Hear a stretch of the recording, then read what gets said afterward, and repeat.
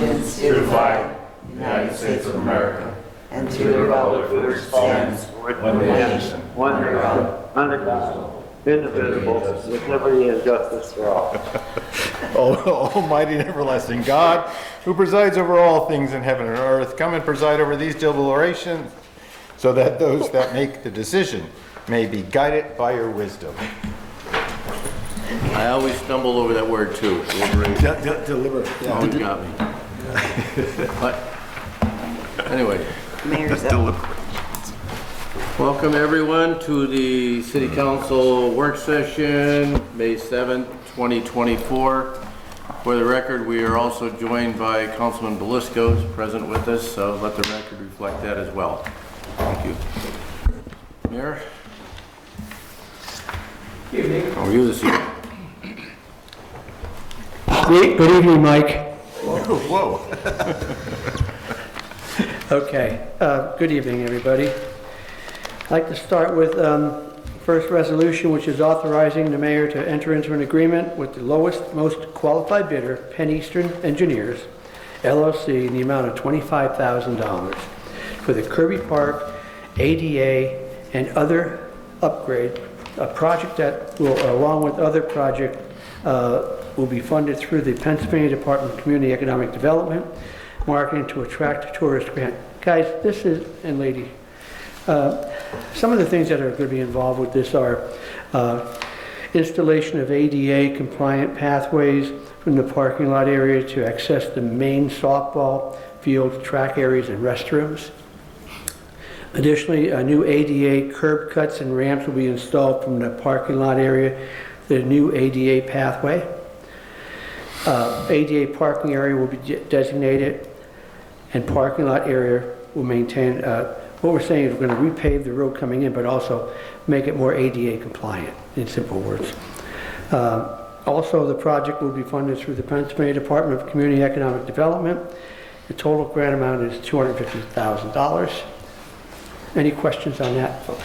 It's $250? $250,000. Okay, because this says... No, that's just for the engineering. That's not for the project. Oh, I thought he meant this was... No, the total grant amount is $250,000. Right, they're just the engineers for the whole project. That was my This is first for the question. I know, I was Clear like... that up, okay. Questions from council regarding this project? No. Was this bid out? Pardon me? Was this bid? Yeah. Because I didn't get the bid. RFP, it was RFP. Can I get the bid sheet? It's not a bid sheet, it's an RFP. Okay. RFP. That's my understanding. Thank you. What, since it's professional services, it probably was an RFP. Yeah, And that's why I was asking. And Jessica, that's what I read off. It was the lowest, most qualified That's what I bidder. figured. Yeah. Thank you. Okay, thank you, Mayor. Okay, we move on? Sure. Okay, and then the ordinance repealing Article 11, floodplain management of Appendix A in the Code of Ordinances of the City of Wilkes-Barre, enacting a new Article 11 entitled Floodplain Management in Appendix A. Light meeting tonight. Mayor, this, when we repeal something and we replace it, such as we're doing here with this particular ordinance, sometimes it's difficult for us to compare and go through it and see what the significant changes are. Are you able to tell us what the significant changes would be as compared to the ordinance that we are repealing? Charlie, you want to Or answer? the language? They're not, Yeah. you need me to stand here? Sure. Somebody do it? Okay. Oh, I'm sorry. They're not, this is required by the federal government, and it's just related to regulatory changes, and they are very, usually with the city, they're minor, because we have a very extensive floodplain management ordinance, and it's always updated periodically when the feds require it. So most of these things are not, these are very small technicalities. 99% of this is. So you know, like you know, distances and things like that. They aren't any major modifications of the ordinance at all. And the current version would obviously be available online. You could look at the chapter we're replacing. Probably check like the table of contents, and Right. I'm sure it looks substantially It's similar to that. right. It's definitional. Some technical lines, things like that. There aren't any major requirements on the residents or anything like that. Yeah, Bill Harris oversaw this, and he explained it to me the way Charlie did, that municipalities are required to pass this updated version of this section of their zoning ordinances. Mr. Chairman, Go ahead, Mr. Belisco. I brought this up to council and mayor. I brought this up to Chairman Barrett prior to the meeting today, and if we could, Tim, if we could highlight that. I couldn't hear everything you were saying in the room, so mind me. If we could in the future, if we can highlight that, what paragraph it is, so we don't have to go through each paragraph, each section to determine what is the difference. Again, I didn't hear what the discussion was. It's kind of hard to hear on the phone here. But if we could do that in the future, that'd be great, Tim. I know you write it. Yeah, no, I'm not solicitor for the zoning board, Mike. I didn't do this one. Okay. This was more Bill Harris. Okay. It wasn't me at all. But I can certainly mention it to Bill and keep it in mind because I do most of them. Yeah, okay. Yeah, right, sure. The other thing is the ADA at Kirby Park. Did you install that for me? Are we doing that for me? I mean, I'm going to go to Kirby Park now. I'm going to redesign them. Could I be the first one to test them out?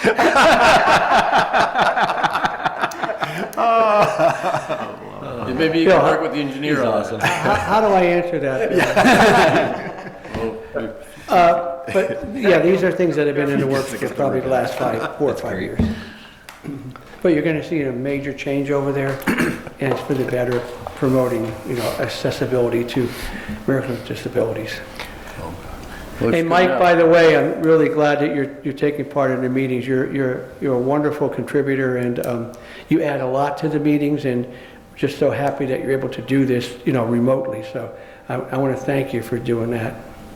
Thank you, Mayor. Thank you, Mayor. Thanks for providing this for me, but I'll be back in person before long. Good. I'm getting good and strong, and stitches are out today, so we'll be back before long. Wonderful. Thank you, Mike. Anything else for the mayor on those items? No? Hey, Mrs. McClay. I'm sorry. Mr. Belisco. Let's get Mr. Belisco. I'm not there now. You forget about me?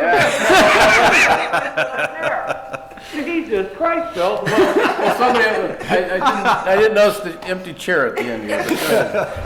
Anyway, I just want to thank council again. Council, Kathy, Lisa, Tracy, for the nice, kind gift certificate they've given me and your kind thoughts. That's all I have, Mr. Chairman. So you can go on to Ms. McClay now. Thank you. All right. So I do have a few things. I received a call from one of the residents in Parsons. Their neighbor has a stockade fence up, but they put an addition to their fence, which is like a netting. Is that I read it, I did go through the ordinances and it says we could go 8 feet high, but this is like, it's above the 8 feet. Is that allowed? That's a zoning matter. That's a zoning. Yeah. Okay, so it should be reported to zoning? Yes. Okay, perfect, that takes care of that. The food trucks. So, one popped up on, behind the old McCarthy Flower on Cunningham. Do we regulate the brightness of their lights or any of that? I know we do with our brick and mortar businesses, but do we treat them the same way? Do they pay the same taxes, the same business license fees? Are they required? Because their light is extremely bright. It's one of those light bars that shines right out. I would have to review the code to see if there's anything related to lighting on food trucks. That doesn't ring a bell, certainly. Because I did read through and I read about regular businesses and the lighting and the signage and stuff. So I think maybe now that we have so many of them, maybe we need to look at something like that. Because I went there, it was like 9 o'clock and it was like extremely bright.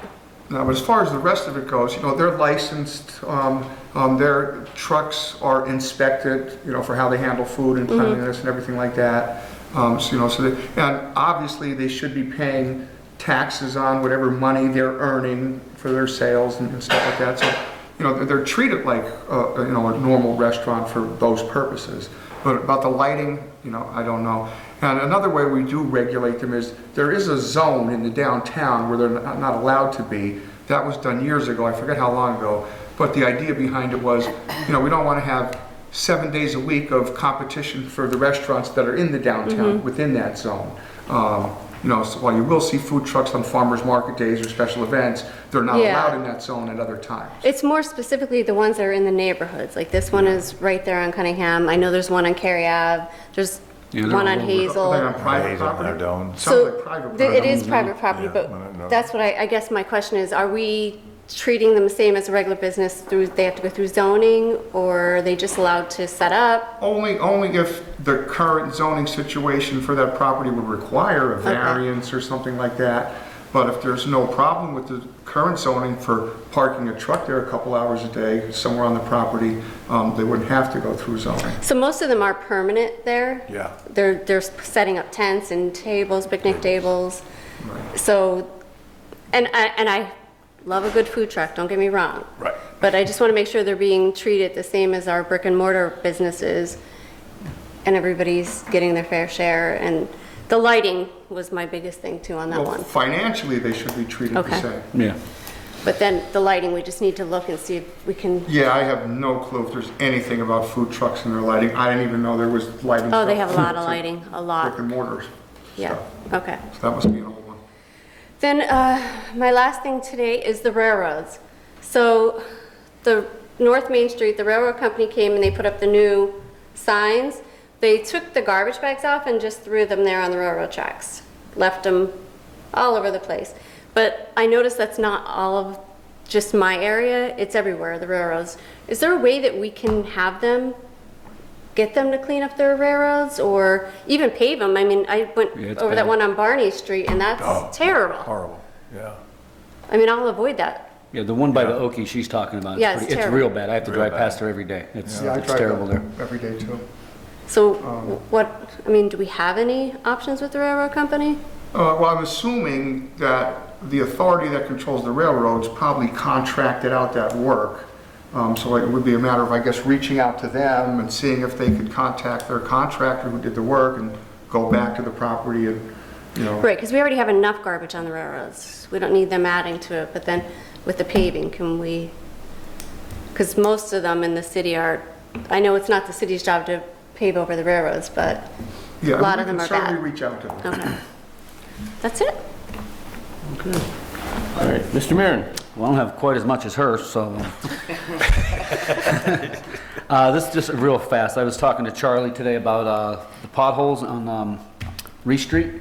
It seems like they cleaned the one out that I was talking about, but they never paved it. On Reese Street? Yeah. I thought that was taken care of. No, I went by there They topped today. it off. Yeah, no, they just didn't do anything to it. I'll follow up. Yeah, that's it. But yeah, thanks for your help with everything I know else. they were there. Yeah, I could tell they were there and like coming up Reese, but they just seemed like they just didn't hit this one for some particular reason. But yeah, thanks for all your help this week with all the issues I had. If you guys would like to report potholes, Lisa is ready to start with Me this. too. Okay. Yeah, all the time. The microphone, Mr. Belisco wouldn't be able to hear us. We had people reporting to Lisa Sanfilippo where the potholes were, and we really addressed several hundred of them because of that. If you have any, please report them to Lisa. Most of the time, we'll get them fixed the next day if the weather's okay. Oh, yeah, I know there was one in the district right across from St. Anthony's Church on Park Ave. That was mentioned to us on it one day, the next day it was done. And the people came back and said, thank you. So we have people available to fix potholes, and we're working off lists, but the lists are just about run out. So let's create some new lists, is what I'm saying. But give us your ideas where you feel has to be necessary. And we're doing, paving, as you saw that, and things like that. So we've spent about $9 million so far in paving roads that we've allocated, $8 million and then another $1 million that we're doing. So that along with, we had 2 crews out permanently patching. As you recall, we leased another unit to do that, and we gave that back now. So we have 1 unit because we're keeping up with the potholes. But please, let us know where they're at. You know, Charlie and I do that. We ride around the city all the time, and we come back and give it to Lisa, and the next day they're fixed. Yeah, I commend DPW. They do a great job fixing Yeah, those they potholes. And it's a real fast turnaround too. Every time I ask for a request, it's usually done the next day. So let's continue it. Let's do it together, you know. Sure. Let us know where Yeah. they're at. There's enough of them. Well, we've hit a lot of them. Yeah, oh yeah, We really have. Probably several hundred, right? Kathy, That's you have all I any have. potholes you want to report? Tracy? Not this time. Okay. Anything else, sir? Oh, I'm fine. I'm good for now. Yep, thank you. Brooks? So, speaking of potholes, I did see the crew today going up Blackman Street. Also want to thank Charlie. There was, I don't know, 4 or 5, 6 potholes got filled on Hudson Street within 24 hours of reporting them. Wanted to just to bring up an idea. So lately, wow, this is really loud. Oh, okay, it's a little reverberating. So, of course, with the better weather, we start get the same old high grass and weeds, loud car music, all different kind of things. So I thought perhaps maybe what the city could do is either create a document or brochure that when someone buys a house or rents an apartment, the real estate agent will give them a brochure that we create that tells everybody what the rules are, when to do their garbage, when not to do their garbage, not to, play loud music, all the different kind of things. So, and I get this idea from when back in the 90s, I lived in Miami Beach, and when I bought a condo, the city of Miami Beach gave you this booklet, a huge booklet that was like everything you needed to know about living in Miami Beach.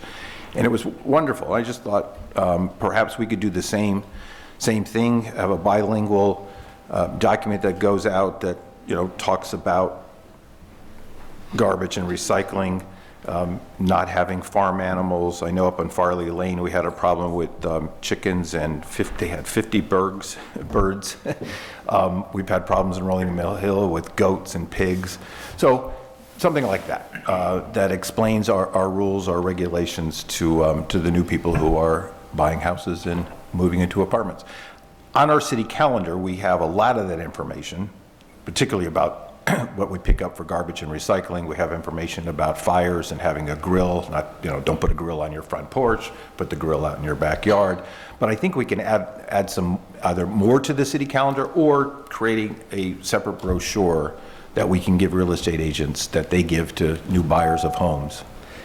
Tony, it's a good idea, but we'd have to rely on the real estate agents and the landlords that are renting these places out to pass them out. Sure. We would not know now, which means that we're relying on a lot of these landlords, and we know who the landlords are, that they have to take the ownership for that to pass it out. Something we can possibly do is maybe publicize something in the paper, put it on our website, on our Facebook page and things like that. We can come up with something like that, but the other part, it's purely on the onus of the landlords to pass that out to the renters.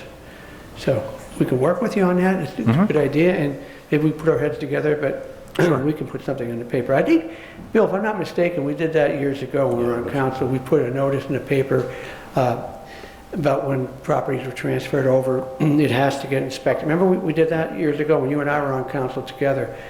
Let's create something like that. Sure. Happy to work with you, Tony. So I had the same idea when I started on council, and I did check with the code enforcement office, and when they do an inspection, they have a brochure that they do leave for the new occupants with their certificate of occupancy. It tells them, and it's in bilingual as well, so the front is English, the back is Spanish. It tells them what we do accept as recyclables. Every other week is cardboard, what you can and cannot put in there. So they do have something started that he said that they do leave. But again, we know not everybody has every house inspected with every... That's if we know when the landlords Right. are renting out. Yeah. So That's another thing. Right, so they are trying, they do give it out when someone gets something inspected. Maybe we can Or even when somebody has an infraction, so a new resident moved to the city, there's an infraction, we give them a warning, and we give them this brochure on top of it. So here's all the other things Yeah. you need to do with, that could be bilingual for people. Just a way to help educate new people coming to town, and welcome them too. Welcome to Wilkes-Barre, here's our rules. Well, some people, yeah, they don't know the rules, and they don't. Right. Yeah. So, that's all, Mr. Chairman. Don't do this and don't do that. Yeah. Mr. Thomas? Nothing today. And I don't have anything that has not been addressed. It was nice to come down the boulevard just an hour ago and see the crews out there cutting. They're doing a great job there. And they're really going at it today. And I guess they take advantage of this nice dry weather, but it looks good. They're doing a great job, and we all certainly appreciate that. The parks, in my opinion, from what I see, look good. I know you have some plans for the parks coming up now as far as upgrades and things like that. So we're looking forward to all that, all the city parks as well, but thank you, doing a great job. And Bill, if you don't mind, I'm just going to say that the Teamsters have taken on more. They've taken on more than they used to. They're doing some of the jobs that the contractors used to do. Point of fact is Public Square. That's really looking much, much better. Our Teamsters did that. It wasn't through contractors. And we have a lot of plans for the Bog Park up in Miners Mills. And Jess, I think that's your area, if I'm not mistaken. Oh, no, And- that's, the Boggs actually is. I'm sorry, Bill. Pickleball practice. It's so weird the way it's cut up. But We agree. it's going to be a lot of new additions to there. You know, we have plans for handball courts, plans for pickleball courts. We have about $300,000 we raised for the next special needs playground, which is going to go up there. So it's going to be a lot of enhancements there that you're going to see, even parking lot changes and stuff to make it safer, but make it nicer. So yeah, but a lot of that work is going to be done by the Teamsters and not contractors. So they really do a great job. They do. All right, anything else, council? Okay, see everybody Thursday. Thank you, Mary. See you Thursday. Talk to you Thursday, Mike. Thanks, Mike. Okay. See you guys. See you, Mike. Okay, see you guys. Bye. Take care. I don't know. I don't know what that was. That binging? Yeah, Dinging? now we gotta figure out what that It is. was like, almost sounded like a Tony car, was in like here a car last door night. open. That's what I. Yeah.